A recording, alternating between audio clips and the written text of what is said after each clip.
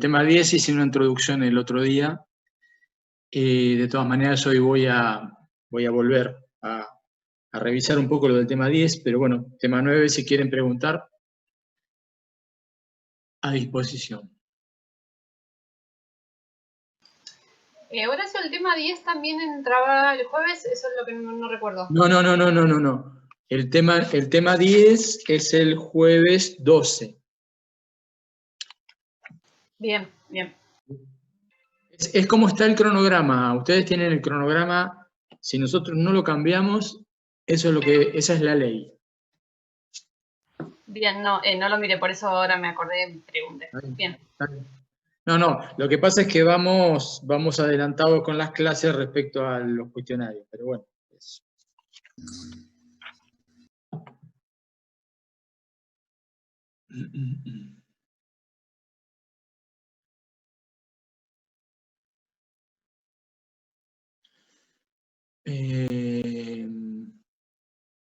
Bueno, ahí María Duval está, ¿no es cierto? ¿Es Fernández Duval?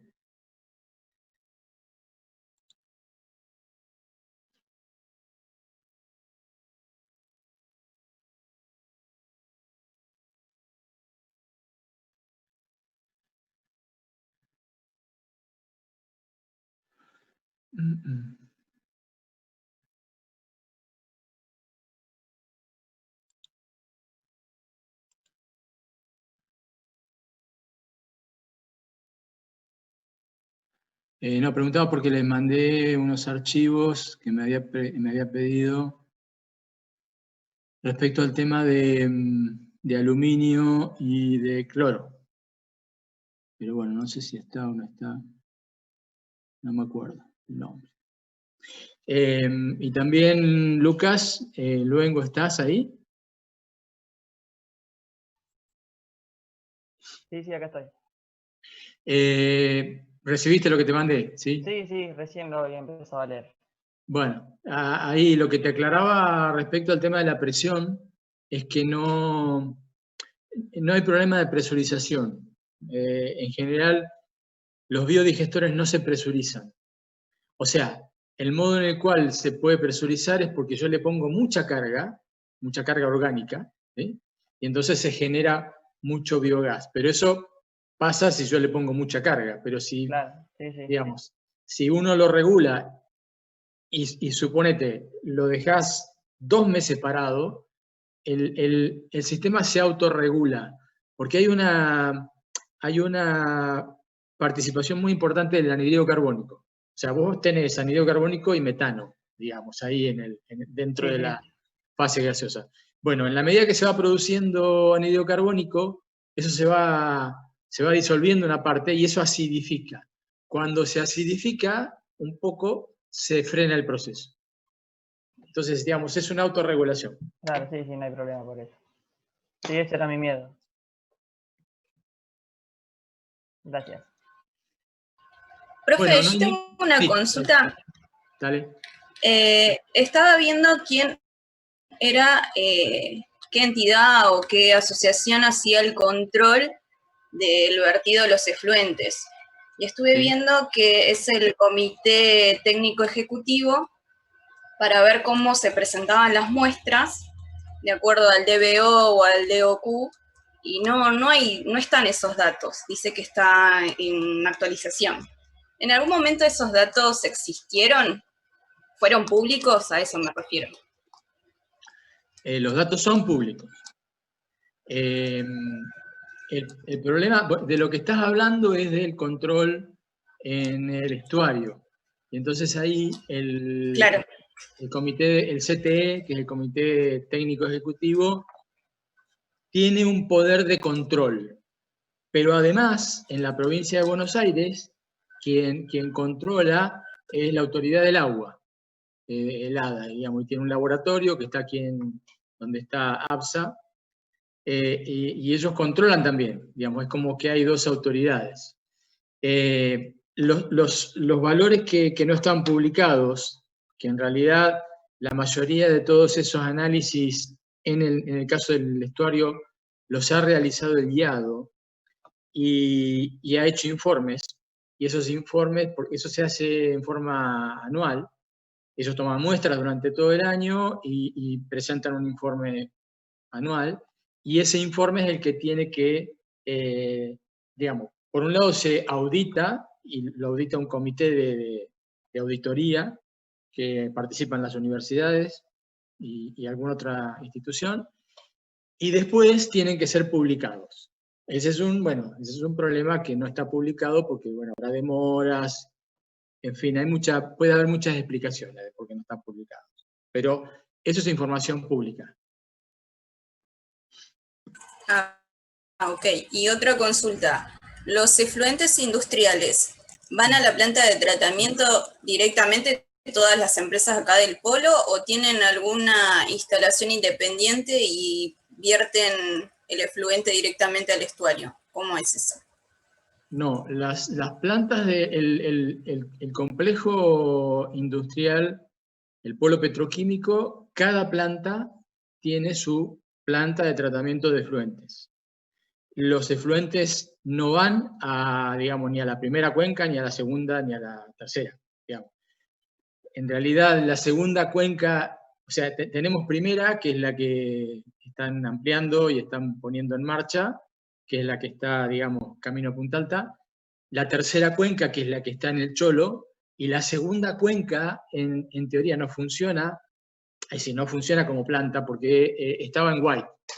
Y si alguno conoce o ha pasado, ha visto, ahí en el camino digamos, que viene desde el polo petroquímico y cruza el bulevar, donde arranca White, ahí en esa esquina hay un lugar que era Obras Sanitarias y ahora es APSA, y ahí había una planta de tratamiento de efluentes cloacales, que en realidad era la segunda cuenca, y eso desaguaba en un sitio del puerto, que por muchos años desaguó sin tratamiento, o sea que había una baranda en ese sitio, que era un sitio, digamos, de amarre de buques, y bueno, y ahora finalmente los efluentes que llegan a esa planta, porque hay un colector que llega ahí, se bombean a la primera cuenca.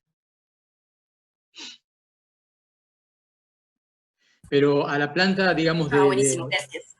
Tanto a la primera cuenca como a la tercera, solamente van algunos efluentes comerciales o de pequeñas industrias que están en el resto de la ciudad. Ni siquiera en bueno, ahí estoy en duda. No, probablemente lo que está en el parque industrial vayan a la cloaca. Lo que está en el parque industrial, no el polo petroquímico. Horacio. Sí. Hay una compañera en espera. Perdón. Me colgué.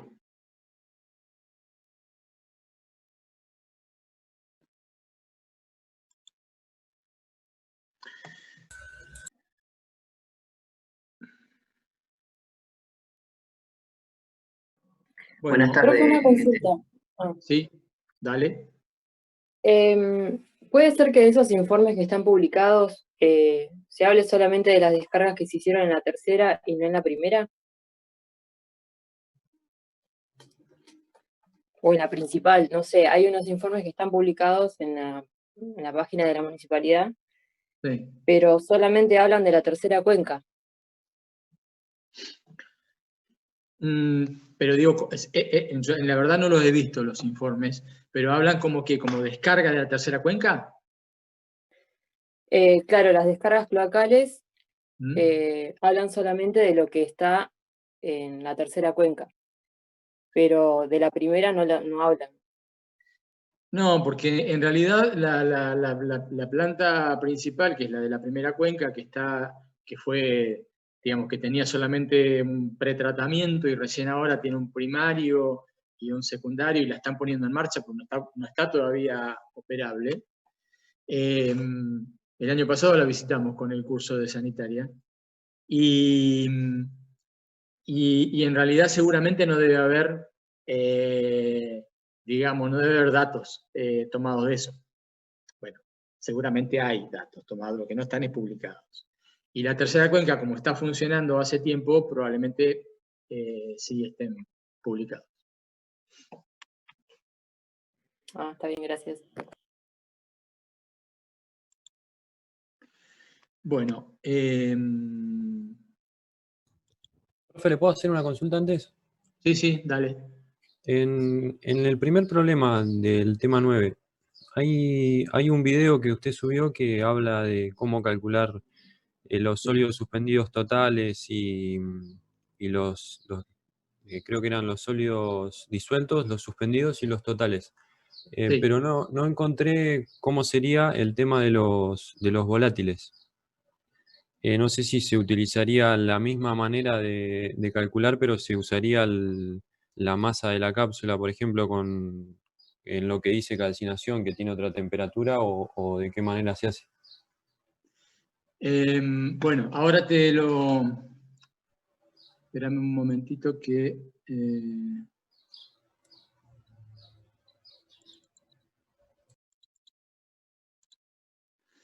no hay nadie esperando, ¿no?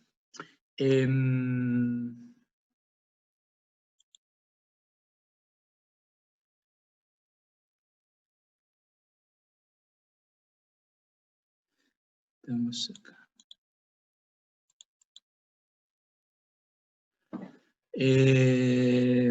A ver, el problema.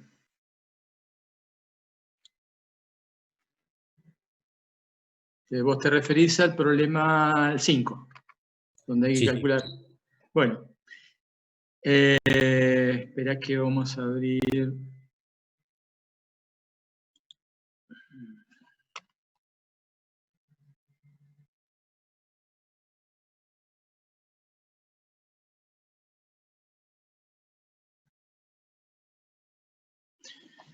Aquí.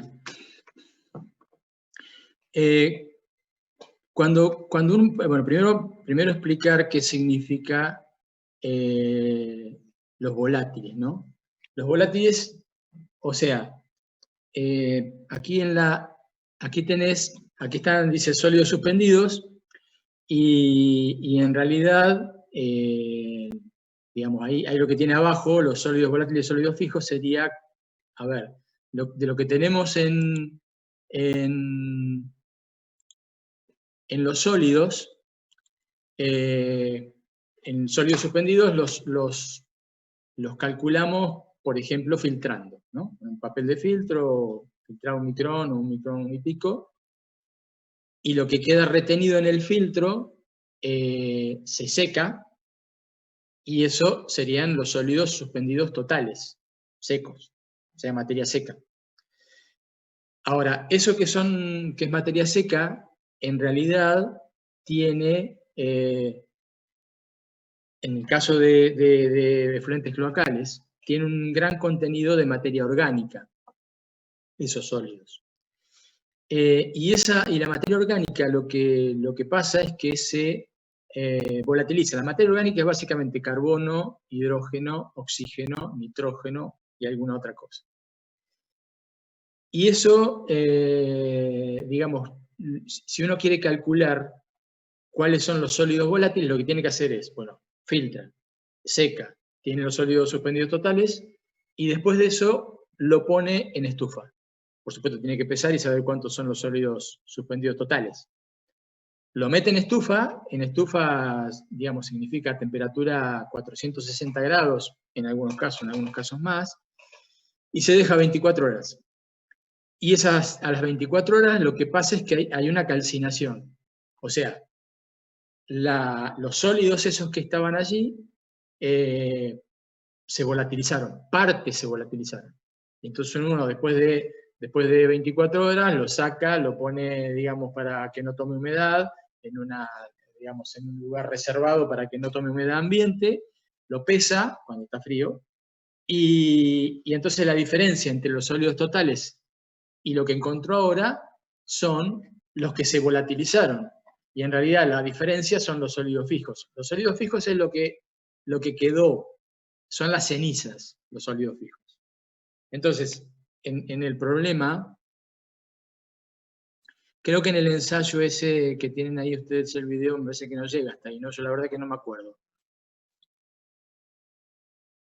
Pero bueno, acá tienen, por ejemplo, si va pasando, digamos,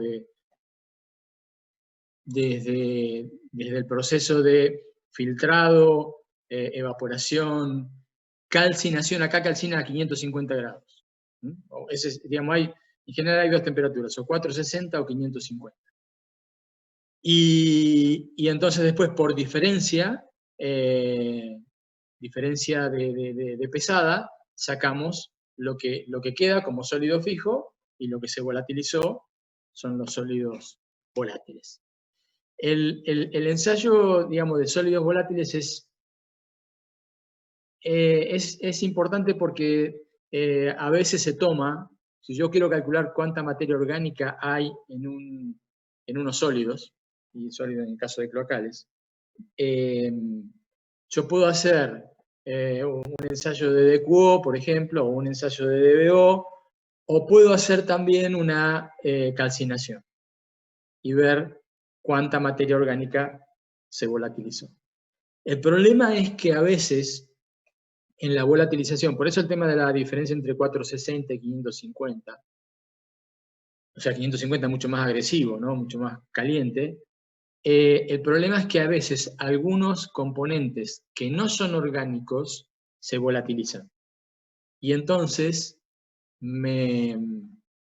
digamos, me perturba el resultado, ¿no? O sea, yo estoy midiendo como que hay volátiles, pero en realidad, volátiles orgánicos, y en realidad no son orgánicos. Estoy hablando, por ejemplo, de algunos metales que se volatilizan. Hay algunos metales que, por ejemplo, el zinc, el mercurio, por supuesto. Y entonces eso puede aparecer como que son materia orgánica y en realidad son inorgánicos. ¿Está claro o no? Sí, me quedó claro. Lo único, le preguntaría si es con respecto también a la muestra de 50 mililitros o solamente es la resta del pesaje. No. O sea, la referencia, los 50 mililitros son siempre la referencia a la cual vos tenés que llevar todo. O sea, digamos, siempre la relación, porque acá ustedes tienen, los resultados están puestos como miligramos por litro. Entonces ustedes tienen que hacer todas las cuentas y referir los gramos que encuentran, o microgramos, porque van a ser microgramos, miligramos, lo van a tener que referir al volumen de muestra que tienen, que es 50 mililitros. Entonces van a sacar cuántos miligramos por litro tienen. Pero eso, los 50 mililitros es para todos, porque en realidad lo que vos haces, partís de 50 mililitros, y a eso lo vas procesando. O sea, lo filtrás, analizás lo que quedó en el filtro, tomás los sólidos disueltos, después evaporás, después calcinás, ¿sí? Pero vos arrancaste de 50 mililitros. Bien, muchas gracias. Cualquier duda que les ocurra con el problema, me consultan por correo o por el foro, no hay problema. Bueno.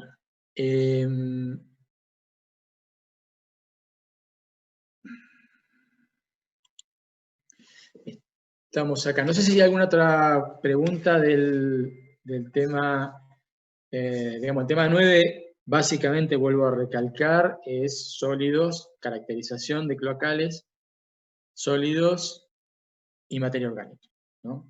Y entonces sólidos,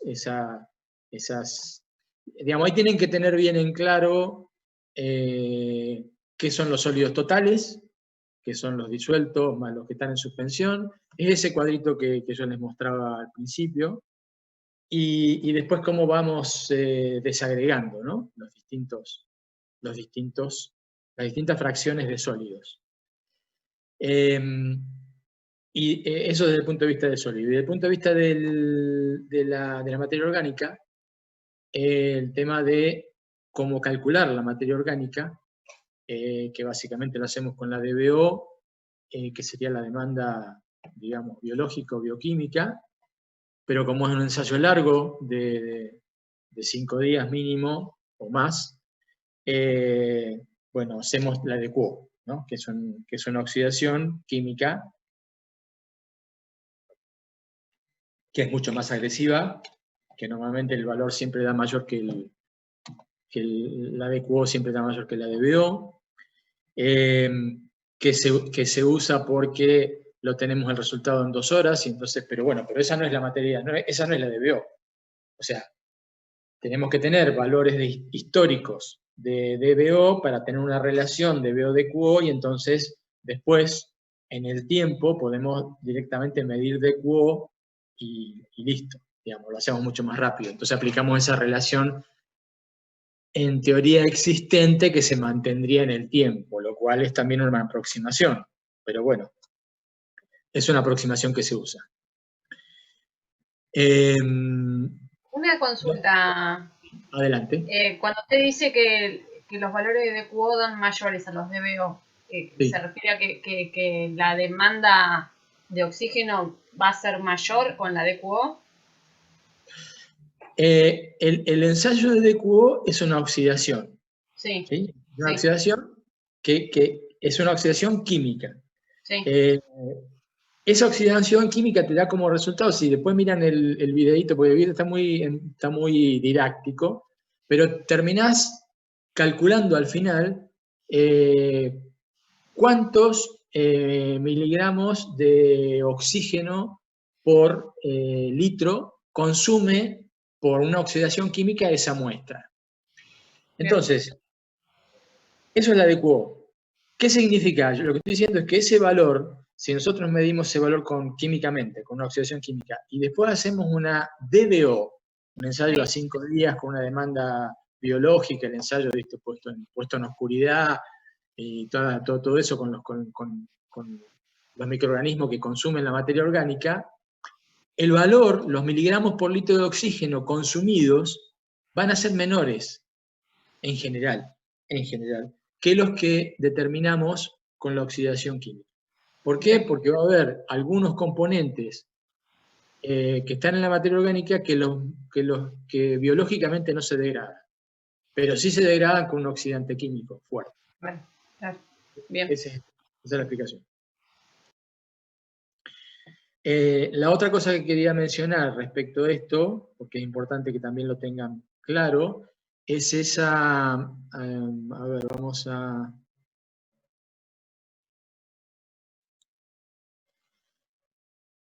Si estaba acá. Esto. Esta es la curva de lo que sería la evolución de la DBO, demanda bioquímica de oxígeno, miligramos por litro, en el tiempo. Es importante que ustedes entiendan por qué cambia la pendiente acá. ¿Sí? Porque acá tenemos una curva que va por acá, y acá seguiría con línea punteada, pero de pronto, en este caso, la curva cambió la pendiente y se fue para arriba y vuelve otra vez a estabilizarse por acá. Eso es importante que lo entiendan. ¿Por qué? Porque eso significa que para una muestra que solamente tiene una curva parecida a esta que está acá, y no cambia la pendiente, eso significa que tiene solamente, la materia orgánica es de tipo carbonoso, carbono. Y entonces la degradación es más fácil. En cambio, cuando tenemos compuestos nitrogenados, aminoácidos o proteínas, que hay normalmente en los efluentes, digamos, locales, eso significa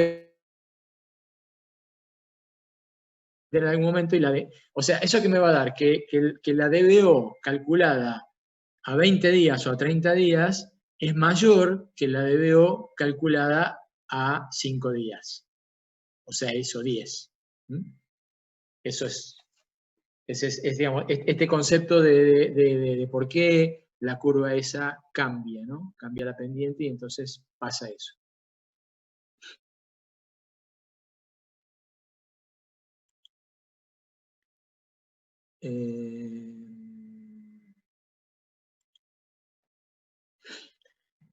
Bueno, y lo último, digamos, en el tema 9 también estaba lo de reuso de efluentes cloacales tratados, que también les puse un videíto en el tema 9. En el tema 9 tienen determinación de sólidos, determinación de DQO y reuso de agua residual tratada.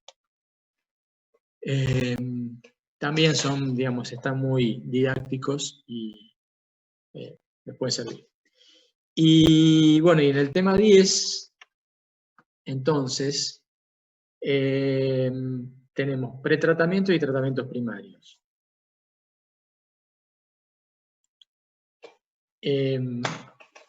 Lo que significa esto, digamos, los tratamientos, las distintas unidades, van a ir procesando y tratando y separando por partes, ¿no? Entonces, primero separamos sólidos y después tratamos materia orgánica. Eso básicamente. Primero separamos sólidos, los gruesos son lo que, digamos, la etapa que se denomina pretratamiento, sólidos gruesos y arenas, serían sólidos gruesos y sólidos sedimentables. Los sólidos gruesos son los gruesos donde uno lo ve físicamente, digamos, lo ve, estamos hablando de varios milímetros, centímetros, etc. Los sólidos sedimentables son las arenas, y eso, digamos, tanto los gruesos como los sedimentables, que son arenas, se separan en el pretratamiento, que es desbaste. Desbaste es separación de sólidos gruesos, y desarenado. Eso tienen, también les cargué en el tema 10 un video, también corto, que habla sobre una planta de tratamiento de cloacales y habla específicamente de la parte de pretratamiento, con rejas y desarenador, etc. Y después, lo que sigue en el proceso es la separación de sólidos. Sólidos suspendidos, ¿sí? Sólidos suspendidos son los sólidos suspendidos y eventualmente disueltos, ¿no? Sí, lo que va disminuyendo el tamaño. Entonces, eso sería tratamiento primario.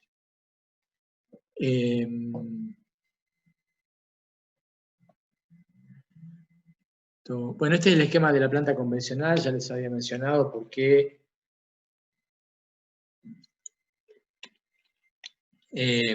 digamos, está puesto aquí. Está puesto aquí. En realidad, este es el pretratamiento. Está puesto cómo va evolucionando tanto la materia orgánica como los sólidos, ¿no? En distintas partes. Fíjense que acá tenemos sólidos suspendidos, ese sólido suspendido.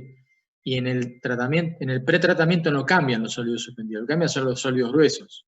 Los suspendidos son los, digamos, diámetro muy pequeño, de tamaño de partícula muy pequeño, entonces no se separan ahí.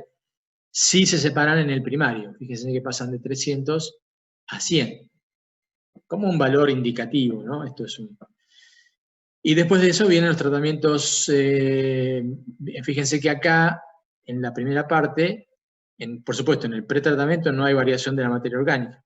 En realidad, algunos sólidos que separamos son materia orgánica, pero no es esa la que está calculada en la DBO. Fíjense que la DBO no cambia en el pretratamiento, cambia un poco en el tratamiento primario, porque en esa separación de sólidos hay algunos sólidos que se separan, son materia orgánica. Y entonces baja levemente. Esto levemente, como para tener un valor indicativo, es del orden de un 30%. ¿Sí? Del orden de un 30% baja la demanda, la DBO, en el tratamiento primario, solamente por una cuestión de sedimentación. Y después viene el tratamiento secundario, donde hay una disminución importante de la materia orgánica, ¿eh? Que pasa de 200 a menos de 20. Y también los sólidos suspendidos bajan en forma importante. Bueno, y se generan barros. Digamos, el tratamiento secundario, digamos, una planta convencional sería desbaste y desarenado, sedimentadores primarios, tratamiento biológico secundario, que puede ser barro activado o lechos percoladores, como lo más utilizado, en tratamientos convencionales estoy diciendo, que esto lo vamos a ver en la unidad 11 y 12, y lo que yo voy a dar próximamente, en la próxima clase, empiezo, son sistemas naturales, que en realidad los sistemas naturales arrancan desde acá. Digamos, el sistema natural incluye desde el tratamiento primario hasta el secundario y eventualmente el terciario.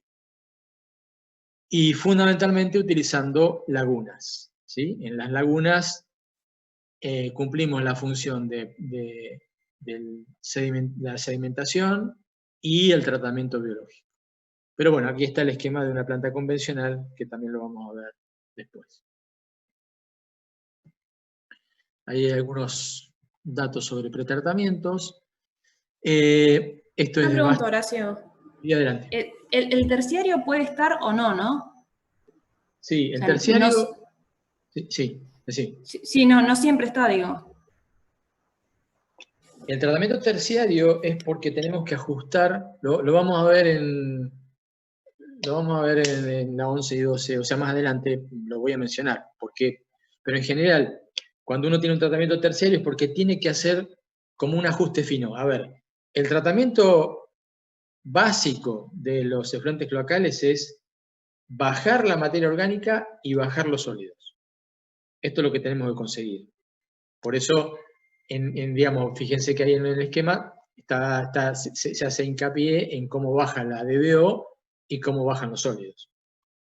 Ahora, si el lugar donde vamos a estar volcando los efluentes tiene algún requerimiento particular, es un curso de agua que tiene que ser cuidado, que tiene alguna posibilidad de eutroficarse, es decir, de degradarse, como proceso de eutroficación se generan algas y bueno, todo ese tipo de cosas que ya lo está mencionado por ahí en alguna parte de... Y sí, que habla que finalmente, digamos, se queda sin oxígeno, digamos. Exactamente. Sí. Se generan muchas algas, las algas sombrean y se le acaba, digamos, el oxígeno y se pudre.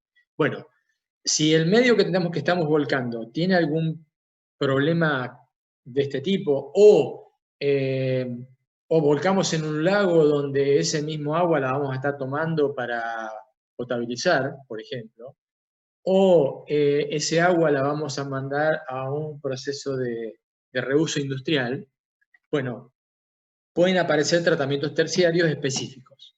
O sea, son tratamientos con los cuales se ajustan algunos parámetros. Es como si fuera un ajuste fino de la calidad del efluente. Entonces podemos bajar nitrógeno, fósforo, metales, sales, etcétera, etcétera.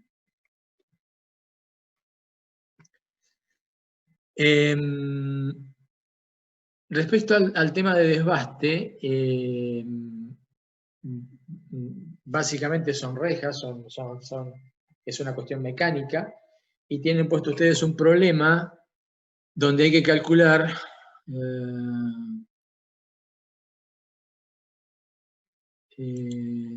acá.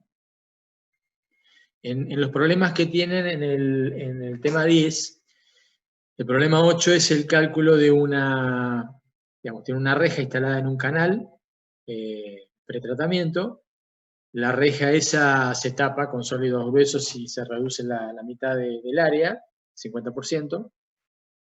Y ustedes lo que tienen que hacer es calcular cómo aumenta el nivel, ¿sí? cuál es el aumento cuál es la carga hidráulica, la altura hidráulica que tiene que haber para que se reduce el área a la mitad, bueno, la velocidad va a aumentar, aumenta la pérdida de carga, entonces tiene que aumentar la altura del líquido antes de la reja para que pueda pasar, para que siga pasando por el 50%. Bueno, eso es lo que tienen que calcular en ese problema y para eso utilizan esta ecuación, esta expresión que está acá, que es diferencia de velocidades y digamos lo que tiene ahí es un coeficiente, ese coeficiente de descarga, que bueno, lo tienen fijado ustedes, que tiene que ver con el Reynolds y el régimen fluidodinámico. Pero está dado, digamos, ese valor está dado. Bueno, en desarenado es un proceso de sedimentación de partículas discretas, nada complejo. Acá tienen que recordar que simplemente pueden calcular el desalinador con una velocidad de sedimentación real que se puede calcular para un determinado tamaño de partícula, para una arena, y a partir de eso pueden sacar cuál es la superficie del desalinador y bueno, y cuál es el diseño del equipo. Bueno, ahí tienen lo que son canales. Bueno, vamos a hacer, hacemos 5 o 10 minutos y continuamos. Seguimos en el mismo enlace, así que, digamos, quédense por ahí caminando.